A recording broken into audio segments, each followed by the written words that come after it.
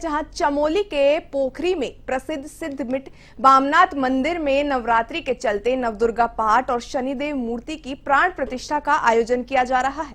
आयोजन को लेकर आचार्य कमलेश थलपिलियाल ने बताया कि नवरात्रि के 8वें दिन मां दुर्गा का पूरा श्रृंगार किया जाता है और हरियाली डालने से सभी भक्तों और यजमान परिवार पर मां दुर्गा अपनी असीम कृपा बनाती है। इस दौरान मंदिर परिसर में मातृशक्ति की ओर से माता जगदम्बे भवानी, नारायण मेरी दुर्गा भवानी और विभिन्न भजनों का गायन किया गया।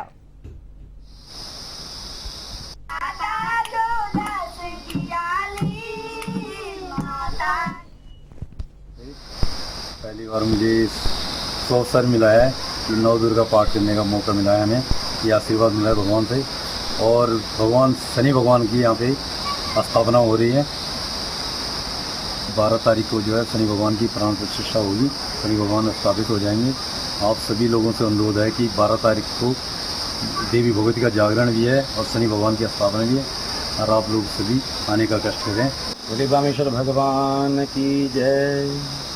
वंदे देव उमापतिं सुरगुरुं वंदे जगत कारणं वंदे पन्नगभूषणं मृगधरं वंदे पशूनां पतिं वंदे सूरसाङ्गवर्णनयनं वंदे मुकुन्दप्रियं वंदे भक्तनाशरं च वरदं वंदे शिवं शंकरम्। अभी बामेश्वर महादेव के चरणों में है प्रथम बार नवरात्रि का आयोजन श्री महिपाल सिंह भंडारी जी के द्वारा हो रहा है और कल कालरात्रि का आयोजन किया गया। आज महागौरी पूजन होगा और कल हवन व पठ पूर्णाहुति होगी। कैबिनेट मंत्री गणेश जोशी ने महानवमी के शुभ अवसर पर किशन नगर स्थित राधा कृष्ण मंदिर में मां सिद्धिदात्री का आराधना की। 151 कन्याओं का सामूहिक रूप से विधि विधान पूर्वक कन्या पूजन किया गया। इस अवसर पर उन्होंने प्रदेशवासियों की सुख समृद्धि की कामना की।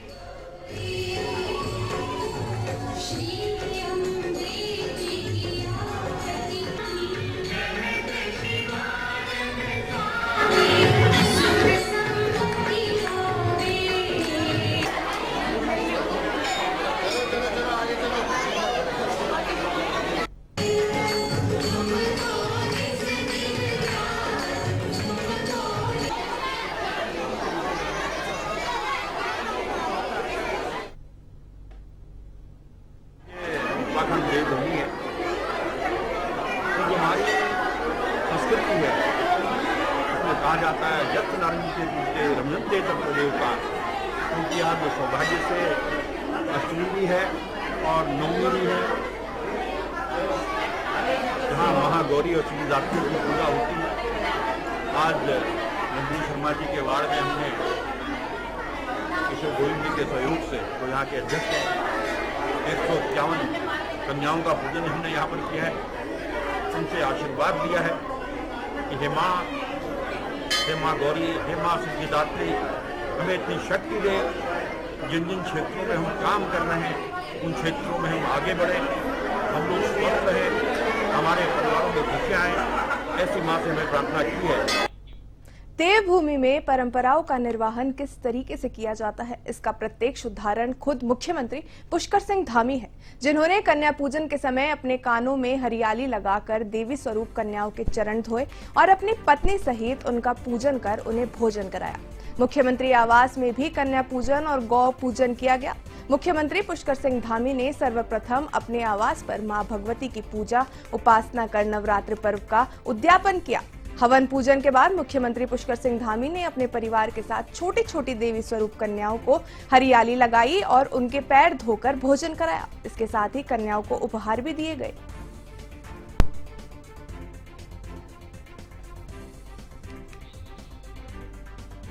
महानवमी के इस शुभ अवसर पर उत्तराखंड के सीएम पुष्कर सिंह धामी ने अपने परिवार संग अपने आवास पर छोटी छोटी कन्याओं के पैर धोकर उनकी पूजा की। सनातन धर्म की रक्षा किस तरीके से की जा सकती है, इसका एक उदाहरण है उत्तराखंड के सीएम पुष्कर सिंह धामी, जिन्होंने महानवमी के शुभ अवसर पर छोटी छोटी कन्याओं के चरण धोए और उनकी पूजा की। साथ ही मुख्यमंत्री आवास पर कन्याओं को भोजन कराया गया और उन्हें उपहार दिए गए।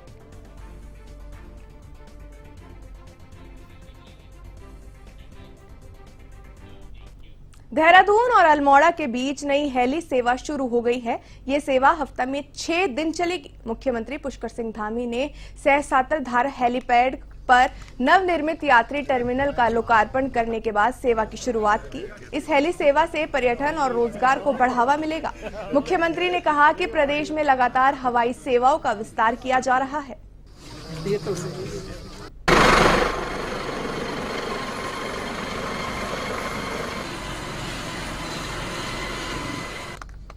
देवभूमि उत्तराखंड के पर्यटन और रोजगार सेक्टर को नई ऊंचाइयां मिली है, जहां अल्मोड़ा में नई हेलीपैड की सेवा शुरू की गई है, जिससे राज्य में रोजगार और पर्यटन को बहुत ज्यादा बढ़ावा मिलेगा।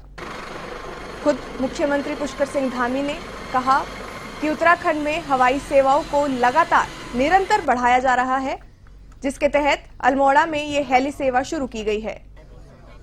राज्य को बड़ा उपहार।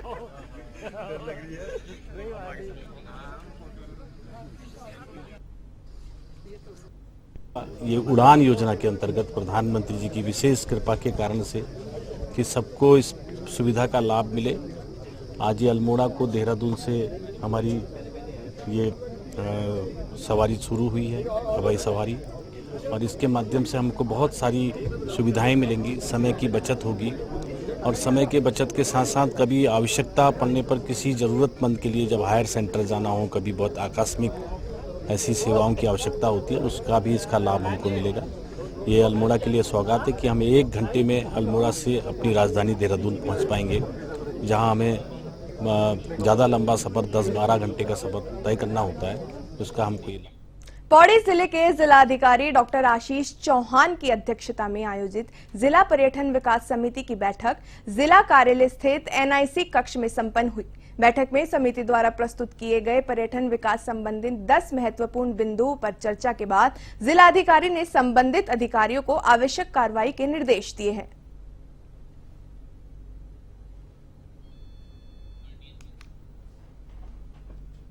बैठक में अधिकारियों को जरूरी दिशा निर्देश दिए गए।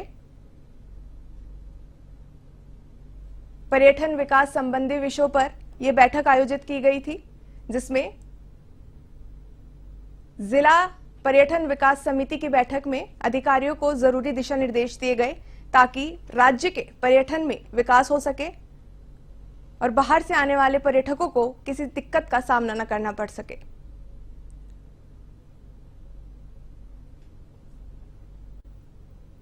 जिला पर्यटन विकास समिति की ये बैठक, जिला पर्यटन विकास समिति की जो हमारी बैठक थी, उसमें कई सारे इम्पोर्टेंट इश्यूज़ को हम लोगों ने डिस्कस किया। उसमें कुछ चीज़ों को मैंने उनको डायरेक्शंस ये दिए हैं कि श्रीनगर में एक वाटर फेस्टिवल को हमें आगे बढ़ाना है। सिमिलर लाइन पे हमारा भारत के उदय का जो कोटद्वार से संबंध है या ऋषि कानून से संबंधित जो हमारी एक पावन स्थली है, तो उसे एक टूरिज्म के मैप पे इस्टेब्लिश करने या उसे ज़्यादा हाईलाइट करने के लिए एक फेस्टिवल किए जाने के लिए मेरे द्वारा डायरेक्शन से DTDO को और पहाड़ों की रानी मसूरी में Mussoorie traders and welfare association द्वारा 12 अक्टूबर को मसूरी के सिल्वर्टन पार्किंग ग्राउंड में भव्य दशहरे मेले का आयोजन किया जाएगा।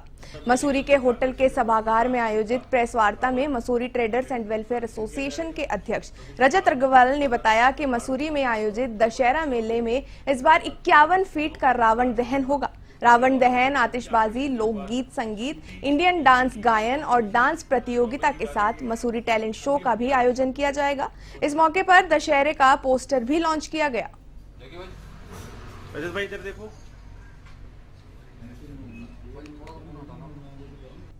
मेले का जो मुख्य आकर्षण है वो है 50 फुट का रावण जो है उसका दहन किया जाएगा। प्रभु श्री राम द्वारा राम दरबार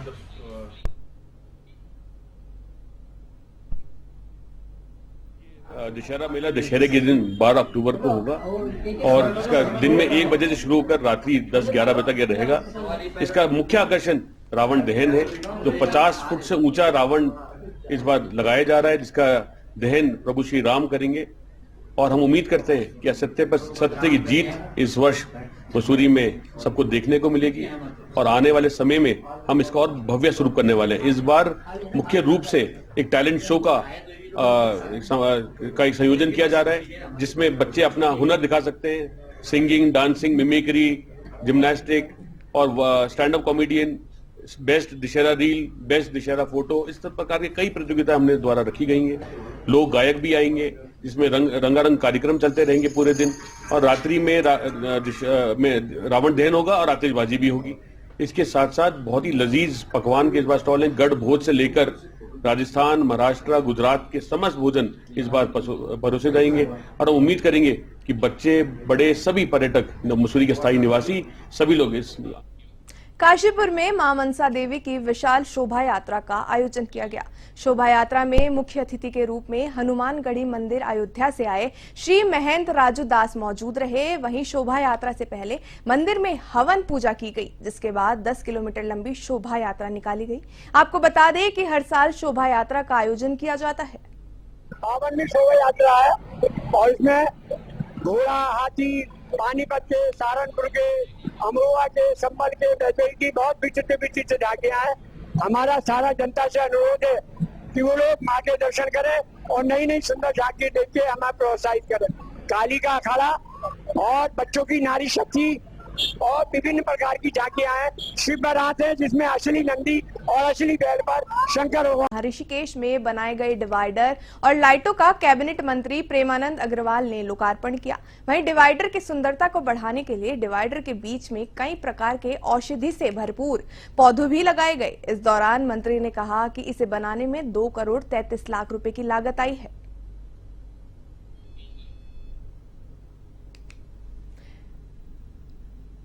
ये शहर के हिस्से में बना डिवाइडर, मसूरी में ये नया डिवाइडर बनाया गया था। साथ ही स्ट्रीट लाइट्स भी बनाई गई थी, जिसका मंत्री जी ने लोकार्पण किया है। प्रेमचंद अग्रवाल ने इसका लोकार्पण किया। साथ ही डिवाइडर की सुंदरता बढ़ाने के लिए औषधि से भरपूर पौधे भी लगाए गए हैं।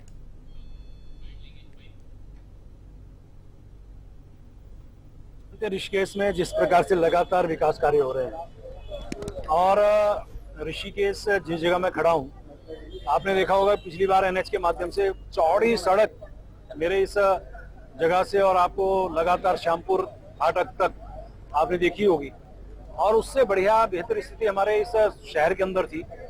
चौड़ी सड़क होने के साथ साथ आपने भी महसूस किया होगा बहुत से एक्सीडेंट के खतरे बढ़े थे, और उसको लेके बहुत सुंदर डिवाइडर एमडीडी के द्वारा यहाँ बनाया गया। लोकसभा के चुनाव से पहले इसका हमने एक शिलान्यास किया था, जो 6 करोड़ की लागत से विभिन्न कार्यक्रमों का हमने। राजधानी देहरादून में पुलिस के हाथ बड़ी सफलता लगी है, जहां चोरी के मामले में पुलिस ने 2 अभियुक्तों को गिरफ्तार कर लिया है। साथ ही पुलिस ने 2 लाख रुपए के जेवर और 18,000 रुपए की नकदी भी बरामद की। वहीं सीओ ने मौके पर पहुंचकर मामले का संज्ञान लिया।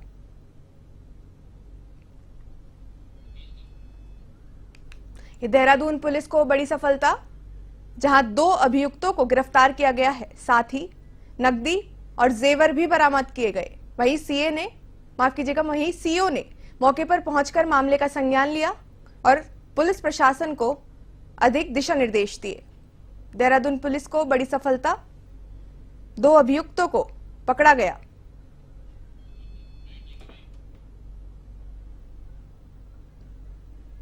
ये कुछ दिन पहले भद्रकाली इनक्लेव जो कि रायपुर में है, वहाँ एक चोरी की वारदात हुई थी। फिर सूचना मिलने पर उसमें मुकदमा दर्ज किया गया और थाना स्तर से कई टीमों का गठन किया गया। बहुत लोगों से इसमें पूछताछ की गई। फिर उसके बाद में सीसीटीवी फुटेज भी फॉलो की गई। फिर अभी 2 दिन पहले ही उसमें नेहरू ग्राम में चेकिंग के दौरान 2 अभियुक्त उसमें जो है पकड़े गए, जिनसे कुछ ज्वेलरी और कुछ जो है नगद बरामद हुआ है। कुल मिला के जो 2 लाख से अधिक का जो चोरी का सामान है वो बरामद किया गया है। और इसमें 2 लोग हैं जिनके नाम पूरन सिंह और शुभम पवार हैं, और वो 2। देहरादून में लगातार आ रही शिकायतों का संज्ञान लेते हुए सीएमओ ने उप जिला चिकित्सालय विकास नगर का औचक निरीक्षण किया। इस दौरान अनुपस्थित कर्मियों के वेतन को तत्काल प्रभाव से रोकने के दिशा निर्देश दिए गए। साथ ही सफाई को लेकर भी दिशा निर्देश दिए गए।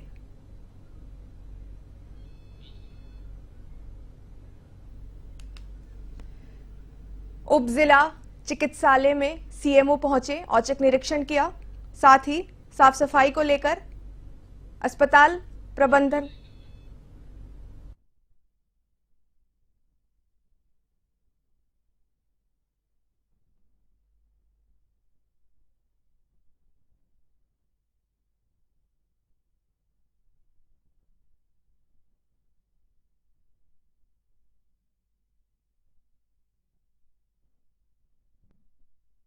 अनुपस्थित कर्मियों के वेतन को तत्काल प्रभाव से रोकने के निर्देश दिए गए हैं। साथ ही साफ सफाई को सही ढंग से बनाए रखने के भी निर्देश दिए गए हैं। औचक निरीक्षण अस्पताल का लगातार आ रही शिकायतों के ऊपर कार्रवाई करते हुए अधिकारी यहां पहुंचे।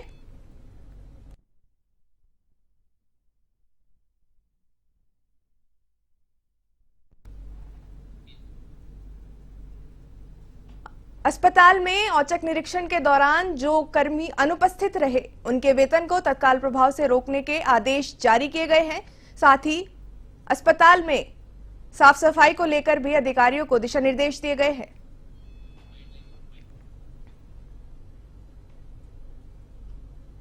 कई दिनों से उसकी बड़ी शिकायतें हम लोगों को मिल रही थी, तो उसी परिप्रेक्ष्य में मेरे द्वारा 2 दिन पहले रायपुर टीएससी का निरीक्षण किया गया था और कल जिला चिकित्सालय विकास नगर का निरीक्षण किया गया। विकास नगर में एक्चुअली मरीजों की संख्या बहुत ज्यादा है, उसके हिसाब से बिल्डिंग जो है हमारी पुरानी बनी हुई है, उसमें उच्चीकरण की उसकी एक्चुअल में आवश्यकता है। मरीज काफी अधिक हैं। खबर राजधानी देहरादून से है, जहां जिला फूड सेफ्टी डिपार्टमेंट ने बड़ी कार्रवाई करते हुए केएफसी पर एसडीएम कोर्ट में वाद दायर किया है। दरअसल केएफसी की ओर से खाद्य मानकों के खिलाफ खिलवाड़ किया जा रहा था, जिसके तहत कार्रवाई को अंजाम दिया गया है। राजधानी देहरादून में इंटरनेशनल फूड चेन के ये केएफसी रेस्टोरेंट, जहां पे फूड सेफ्टी डिपार्टमेंट की ओर से कार्रवाई की गई है। आरोप है कि केएफसी रेस्टोरेंट में खाद्य सुरक्षा मानकों के साथ खिलवाड़ किया जा रहा था, जिसके तहत ये कार्रवाई की गई है।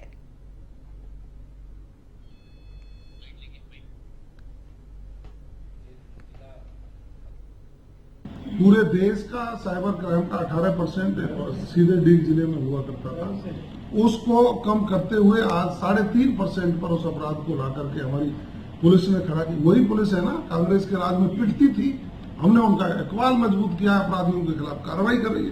पुलिस तो वही है ना।